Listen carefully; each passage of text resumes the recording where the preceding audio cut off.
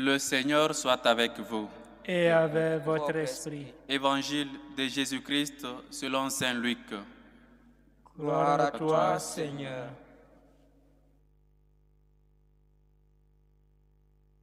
Il arriva que Jésus, en un certain lieu, était en prière. Quand il eut terminé, un de ses disciples lui demanda, « Seigneur, apprends-nous à prier. » Comme Jean le Baptiste, lui aussi l'a appris à ses disciples. Il leur répondit, « Quand vous priez, dites, « Père, que ton nom soit sanctifié, que ton règne vienne. Donne-nous le pain dont nous avons besoin pour chaque jour. Pardonne-nous nos offenses, car nous-mêmes, nous pardonnons aussi à tous ceux qui ont des torts envers nous. Et ne nous laisse pas entrer en tentation. » Acclamons la parole de Dieu. Louange à toi, Seigneur Jésus.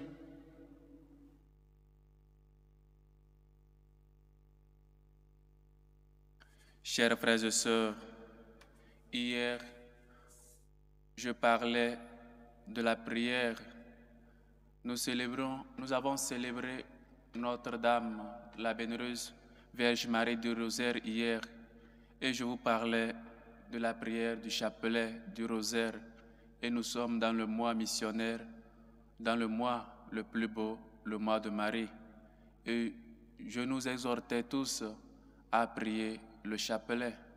Et aujourd'hui, l'Évangile nous dit quelque chose de similaire. Jésus priait. Jésus est vrai homme et vrai Dieu. Et comme vrai homme, il avait aussi besoin de cette relation particulière avec son Père Dieu, celui-là qu'il appelle Abba, Père. Et donc, il était toujours en prière. Et nous le voyons dans les évangiles. Une fois que Jésus veut opérer un miracle, il leva toujours les yeux vers le ciel. Il rendit grâce. Il bénit toujours le Père. Il invoque toujours le Père. Il priait avant chaque miracle. Il priait parce qu'il est aussi vrai homme. Et chaque homme a besoin de cette relation-là profonde avec le Père. Et donc, après la prière, ses disciples lui disent, « Maître, Seigneur, apprends-nous à prier. » Et un petit enseignement là-bas aussi, nous ne pouvons pas être seulement des maîtres. Nous devons être des témoins. Le monde va croire en Jésus si nous nous portons bien, si nous sommes des bons chrétiens. Ils ne vont pas seulement nous écouter parce que le monde dans lequel nous vivons n'a pas besoin de maîtres. Les gens ont besoin de témoins. Les gens ont besoin des gens qui œuvrent. Ils n'ont pas besoin de la théorie, ils ont besoin de la pratique. Et donc, chers parents, chers frères et sœurs, les enfants, vos enfants regardent plus vos exemples que ce que vous leur dites. Et donc, si vous voulez que vos enfants prient, il faut que d'abord vous-même, vous soyez des gens de prière. Si vous voulez que vos enfants se comportent bien, en bons chrétiens, qu'ils puissent aller à l'église, qu'ils puissent vous suivre, qu'ils puissent être de bons chrétiens, il faut d'abord que vous-même, vous le soyez en premier. Il faut d'abord que vous-même, vous soyez des hommes et des femmes de prière. Il faut d'abord que vous-même, vous soyez des gens qui vont à l'église et qui ne trouvent pas des excuses pour ne pas aller. Et donc, les disciples, après avoir vu leur maître prier, ont aussi ce désir-là de prier. Seigneur, apprends-nous à prier. Et donc, chers frères et sœurs, il faut toujours prier. C'est dans la prière que nous redécouvrons notre propre identité. C'est dans la prière que nous avons cette relation profonde avec Dieu. Et il faut toujours prier avant chaque chose que nous entreprenons, avant chaque sortie de la maison, la prière du matin, la prière du soir. Nous devons toujours prier, pour prier en tout lieu, en toutes circonstances. Avant de faire quoi que ce soit, il faut toujours prier. Tu vas peut-être laisser la prière pour le soir et au soir tu es fatigué. Et pourquoi pas prier avant de manger, avant de dîner, si tu sais que après d'avoir dîné, après le dîner, tu vas en même temps dormir. Tu n'as pas les forces de prier. Soit après avoir dîné, tu as déjà sommeil. Prie donc avant de dîner pour ne pas... Tu peux prier à 16 heures. Tu peux prier avant de dîner. Tu peux prier parce que si tu sais que tu n'as pas les forces pour prier après le repas, parce qu'après le repas, tu as sommeil, tu es fatigué. Et donc, il faut toujours faire la prière. Soyez des hommes et des femmes de prière. Soyez des gens qui confient toute leur activité, leurs projets dans la main de Dieu. Soyez ces enfants-là qui font toujours confiance en leur Père. Il est recommandé la prière en famille. Pourquoi pas trouver aussi un jour de la semaine, peut-être les dimanches où tout le monde est à la maison, pour prier en famille, pour invoquer le nom du Seigneur, pour que le Seigneur vous donne cette force-là, parce que la semaine sera peut-être pénible, la semaine sera peut-être fatigante.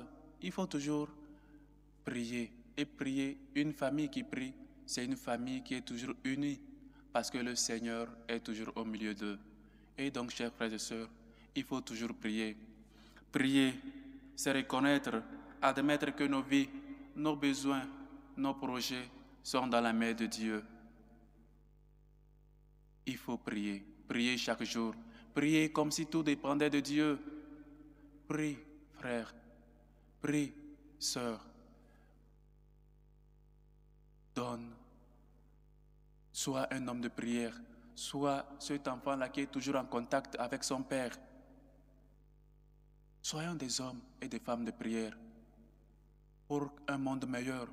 Prie pour la paix, prie pour nos gouvernements, prie pour ton pays, prie pour ta famille, prie pour toi-même. Il y a beaucoup de choses pour lesquelles nous pouvons prier. Et la prière, rappelez-vous, ce n'est pas seulement aller parler à Dieu, c'est aussi faire ce silence-là pour que Dieu puisse te parler. La prière, c'est un dialogue. On va rencontrer l'amour. On va pour rencontrer cette personne-là qui nous aime et que nous aimons. Chers frères et sœurs, soyez des hommes et des femmes de prière. Prier donc, c'est faire confiance. Prier que le Seigneur t'augmente, te donne la foi, pour que tu sois cette personne-là qui confie toujours, qui a toujours confiance à son Père, même dans les moments où tout sombre, où tu penses qu'il n'y a plus de lumière, où tu penses désespéré.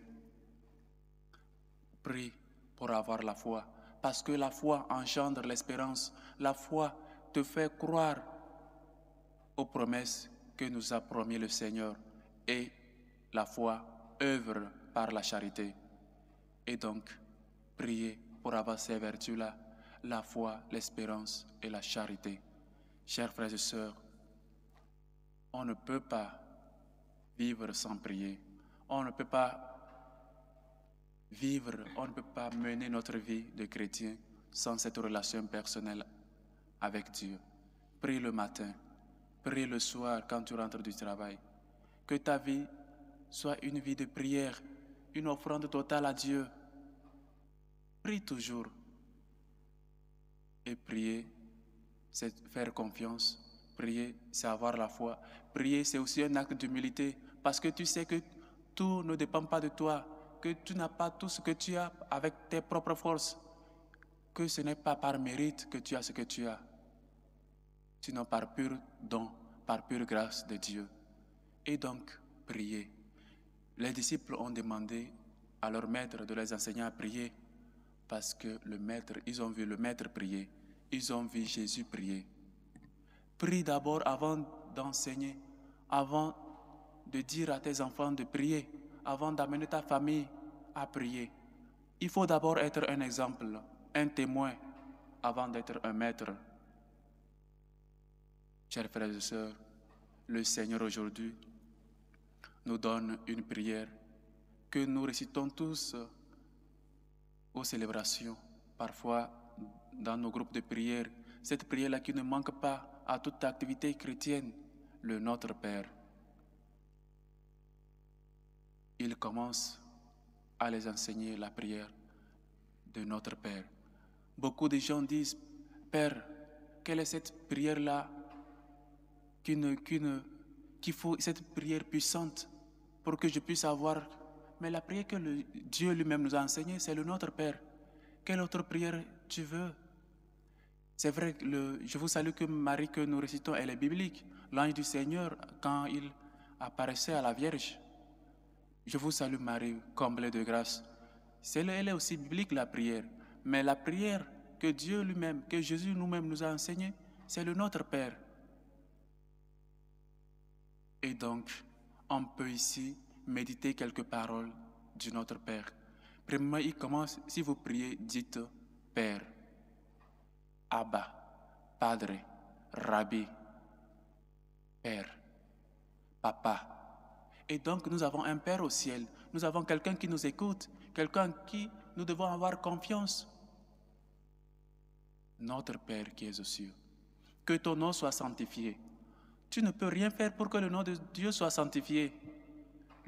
Dieu est déjà saint. Et donc, nos louanges n'augmentent rien à la gloire de Dieu. Dieu, il est saint. Tu ne peux rien faire pour que Dieu soit plus saint comme il est déjà.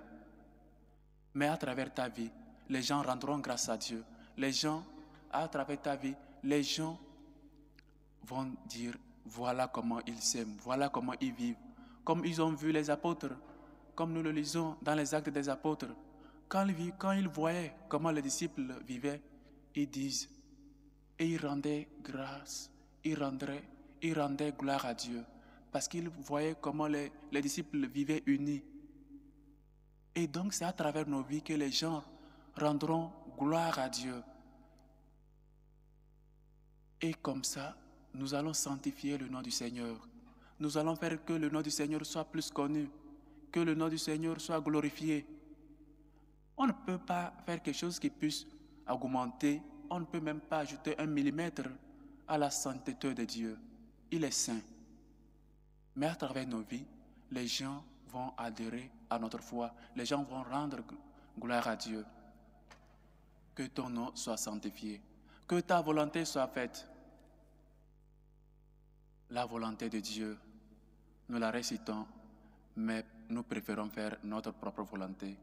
Nous préférons nous-mêmes prendre notre vie dans nos propres mains pour nous guider, tout comme si on s'était donné la vie nous-mêmes. Pardonne-nous nos offenses, comme nous pardonnons aussi à ceux qui nous ont offensés. Ça veut dire quoi? Si je ne pardonne pas, je ne dois pas demander pardon à Dieu. Je ne peux pas prétendre que Dieu me pardonne alors que moi-même je ne pardonne pas à mon frère. Pardonne-nous parce que nous pardonnons. Pardonne-moi parce que je pardonne. Si je ne pardonne pas, je suis en train de dire au Seigneur, je n'ai pas besoin du pardon. Mais c'est la logique. Si tu ne pardonnes pas, comment tu peux demander pardon à Dieu? Et si tu ne pardonnes pas, comment tu peux prétendre qu'on te pardonne toi? Et les gens qui ne pardonnent pas difficilement reconnaissent leurs péchés. Sont des gens intouchables, les gens 3 fois saints. Les gens qui ne demandent même pas pardon à Dieu. Ils ne sont pas des gens humbles. Donc si tu ne pardonnes pas, tu ne peux pas demander à Dieu, pardonne-moi mes péchés. Ils sont des gens aussi qui ne se confessent pas parce qu'ils ne se reconnaissent pas pécheurs. Et Dieu est venu pour les pécheurs, pour qu'ils se convertissent. Pardonne-nous parce que nous pardonnons. Et si nous ne pardonnons pas, nous sommes en train de dire au Seigneur, ne nous pardonne pas, soit nous n'avons pas de péché, et autre chose encore que ça. Donc, chers frères et sœurs, nous avons besoin de libérer nos cœurs. Des chrétiens qui ont toujours des rancunes, des chrétiens qui sont toujours en train de dire, il m'a fait ceci, je l'attends au carrefour. Des chrétiens qui disent, à moi il a fait ça, à moi. On dit souvent, ou bien dans nos milieux, on pardonne seulement 2 fois. La 3e fois, on ne permet pas. Qu'il a fait ceci la première fois, je l'ai laissé. 2e fois, je l'ai laissé. La 3e fois, il va m'entendre. Mais ce n'est pas l'attitude d'un chrétien. Ça veut dire que les deux fois, tu n'as même pas pardonné. Pardonner, le Seigneur nous a dit, comme le disciple lui demandait, combien de fois je dois pardonner? Tu dois pardonner toujours. 70 fois, 7 fois. Tu dois toujours pardonner. Et 7, c'est le numéro de la plénitude. Et donc, on doit toujours pardonner toujours, parce que nous avons besoin aussi du pardon de Dieu. Et donc, chers frères et sœurs, cette prière merveilleuse que le Seigneur nous enseigne aujourd'hui, cette prière de notre Père que nous prions chaque jour, que nous puissions méditer cette parole, ces mots, ces prières que le Seigneur lui-même nous a données. Parce que cette prière, si nous la faisons de tout cœur, avec toute humilité, méditant sur les paroles même que nous disions, nous allons vivre plus heureux. Nous allons prier avec cette confiance-là que ce que nous avons dit, le Seigneur exaucera. Parce qu'on a médité ces paroles. On prie le Père, notre Papa, notre Abba, Rabboni, Padre. Et dans toutes les autres langues que vous voulez. Le Notre Père, il est mon Père, il est aussi le Père de mon frère, que je dois pardonner. Chers frères et sœurs, puissions-nous être des bons chrétiens, des chrétiens qui vivent, qui prennent au sérieux leur relation avec Dieu dans la prière, être des hommes et des femmes de prière qui ont cette relation profonde avec le Seigneur, qui ont des racines plantées dans le Seigneur, qui ont cette maison, qui ont leur vie construite sur le rocher qui est le Seigneur. Que le Seigneur nous aide à être des hommes et des femmes de prière et que nous lui fassions toujours confiance, récitant le Notre Père avec confiance, parce que tout ce que nous lui demandons, il nous le donne, parce que nous sommes ses enfants. Lui, il est notre Père et il a dit, demandez et on vous donnera. Que le Seigneur nous accorde tout ce que nous lui demandons avec foi. Loué soit Jésus-Christ. À jamais.